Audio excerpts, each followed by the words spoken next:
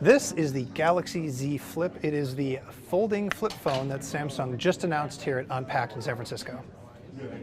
There it is. It's a folding phone. And I have to tell you, it is actually one of the more impressive folding phones that I've tried. I've only tried a few, but Samsung has really figured out and refined a bunch of things that were wrong with earlier folding phones. And that starts with the screen. It is actually made out of an ultra-thin, flexible glass. And so if I sort of run my fingernail over it, you worry about it scratching on a fold or on a Moto Razr, but here, it doesn't leave a mark, which is great.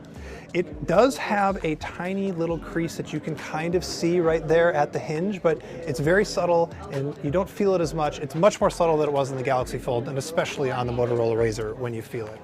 Now, when you close it, it's got a pretty strong hinge, so it's kind of hard to open and close one-handed.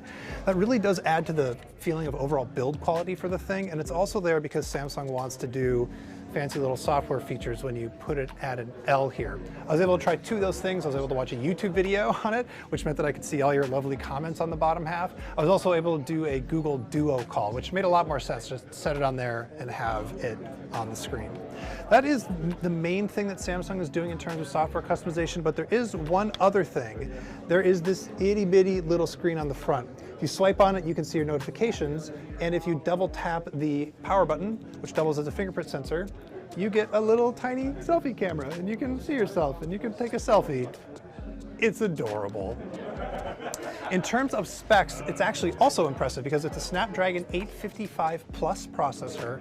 It has 8 gigs of RAM, which is fine, 256 gigs of storage, and it has wireless charging, which is not a thing on most foldables. It has, I believe, a 3,300 milliamp battery, but it's split in between two sides, so hopefully that's enough to get you through an entire day. In terms of other specs, there are two 12 megapixel cameras on the back. One of them is an ultra wide. On the front is a 10 megapixel camera, and it's one of Samsung's hole punch cameras, which I actually really like. It's a lot better than like a giant notch that we've seen on some other phones.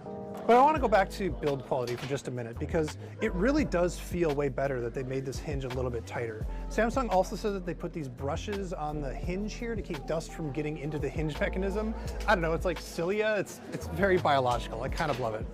But it feels good. The crease isn't too bad here. And when you close it, there is a tiny little gap. You can definitely see it. It is not completely gapless like on the Motorola Razr. However, it's pretty small. It's way smaller than on the Galaxy Fold. There's no headphone jack. You knew there would be a headphone jack. It's totally fine.